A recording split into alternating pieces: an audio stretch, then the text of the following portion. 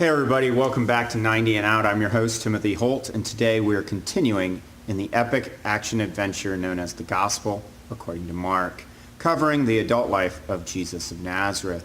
So far, we've covered half of his book with chapters 1 through 8. You can check out those videos on this channel. Don't take my word for it. Pick it up, read it for yourself, however. You'll find all kinds of stuff in it.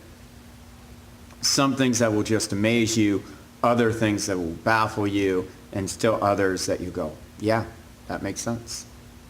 Today we're going to be looking at chapter 9. It's one of the longer chapters in the book, so stay with me and all the way to the end. You will not be disappointed. I hope not anyway. So without further ado, let's get right to the Gospel according to Mark, chapter 9.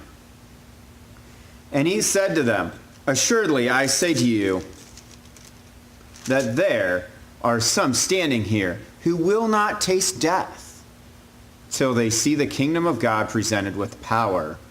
Now after 6 days, Jesus took Peter, James, and John, and led them up high on a mountain apart by themselves, and he was transfigured there before them. His clothes became shining, exceedingly white like snow, such as no launderer on earth can whiten them. And Elijah appeared to them with Moses, and they were talking with Jesus. Then Peter answered and said to Jesus, "Rabbi, it is good for us to be here. And let us make 3 tabernacles,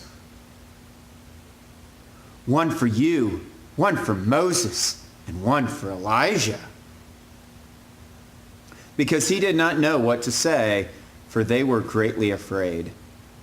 And a cloud came and overshadowed them, and a voice came out of the cloud saying, "This is my beloved Son. Hear him." Suddenly, when they had looked around, they saw no one anymore, but only Jesus with themselves.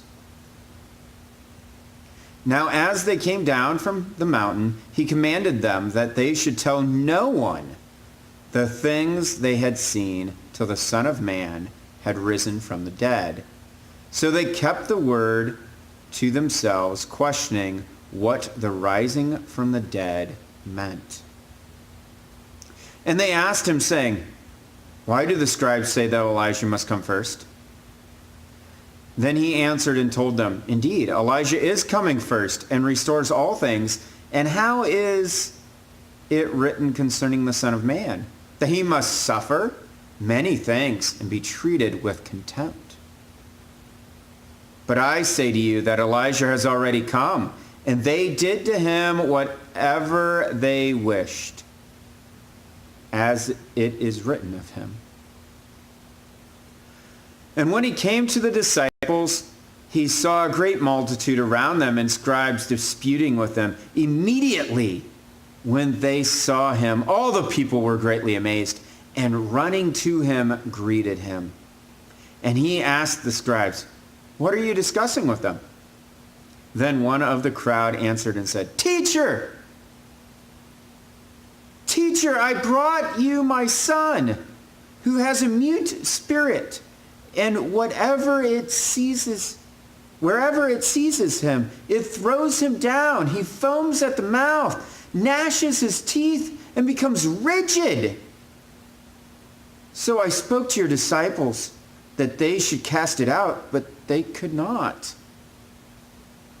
He answered him and said, "O faithless generation, how long shall I be with you? How long shall I bear with you? Bring him to me." Then they brought him to him, and when he saw him, immediately the spirit convulsed him, and he fell on the ground and wallowed, foaming at the mouth. So he asked his father, "How long has this been happening to him?" And he said, "From childhood. And often he has thrown himself both into the fire and into the water to destroy him. But if you can do anything, have compassion on us and help us." Jesus said to him, If you can believe, all things are possible to him who believes." Immediately the father of the child cried out and said with tears, "Lord, I believe. Help my unbelief." When Jesus saw that the people came running together, he rebuked the unclean spirit, saying to it, "Deaf and mute spirit, I command you, come out of him and enter him no more." Then the spirit cried out, convulsing him greatly, and came out of him, and he became as one dead, so that many said, "He is dead." But Jesus took him by the hand and lifted him up, and he arose. And when he had come into the house, his disciples asked him privately, "Why could we not cast it out?" So he said to them, "This kind can come out by nothing but prayer and fasting." Then they departed from there and passed through Galilee, and he did not want anyone to know it. For he taught his disciples and said to them, "The Son of Man is being betrayed into the hands of men, and they will kill him. And after he is killed, he will rise the third day." But they did not understand this saying, and were afraid to ask him. Then he came to Capernaum, and when he was in the house, he asked them, "What was it you disputed among yourselves on the road?" But they kept silent, for on the road they had disputed among themselves who would be the greatest.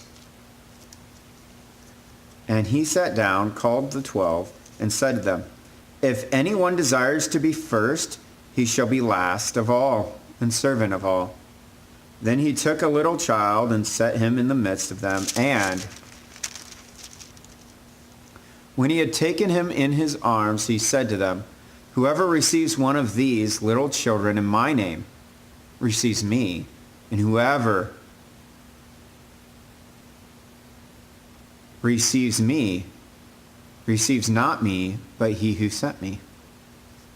Now John answered him, saying, "Teacher, we saw someone who does not follow us casting out demons in your name. And we forbade him because he does not follow us." But Jesus said, "Do not forbid him, for no one who works a miracle in my name can soon afterwards speak evil of me. For he who is not against us is on our side. For whoever gives you a cup of water to drink in my name, because you belong to Christ, assuredly I say to you, he will by no means lose his reward. But whoever causes one of these little ones who believe in me to stumble, it would be better for him if a millstone were hung around his neck and he be thrown into the sea. If your hand causes you to sin, cut it off. It is better for you to enter into life maimed rather than having two hands to go to hell with, into the fire that you should never be quenched, where their worm does not die and the fire is not quenched. And if your foot causes you to sin, cut it off. It is better for you to enter life lame rather than having 2 feet to be cast into hell and into the fire that shall never be quenched, where their worm does not die and the fire is not quenched. And if your eye causes you to sin, pluck it out. It is better for you to enter the kingdom of God with one eye rather than having 2 eyes to be cast into hellfire, where their worm does not die and the fire is not quenched. Tasteless salt is worthless.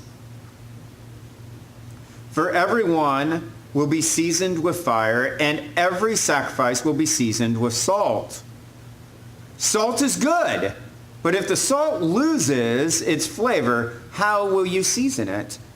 Have salt in yourselves and have peace with one another. Thus concludes chapter 9. A lot there. So, are you salt? And if your salt is not salty, what is it good for? Stay salty. I hope God richly bless you. I hope you're enjoying this reading through Mark's epic action adventure, Gospel according to Mark. Chapter 9 concludes here. We'll pick up with chapter 10 in our next video. Stay tuned for that. And don't take my word for it. Pick it up, read it for yourself.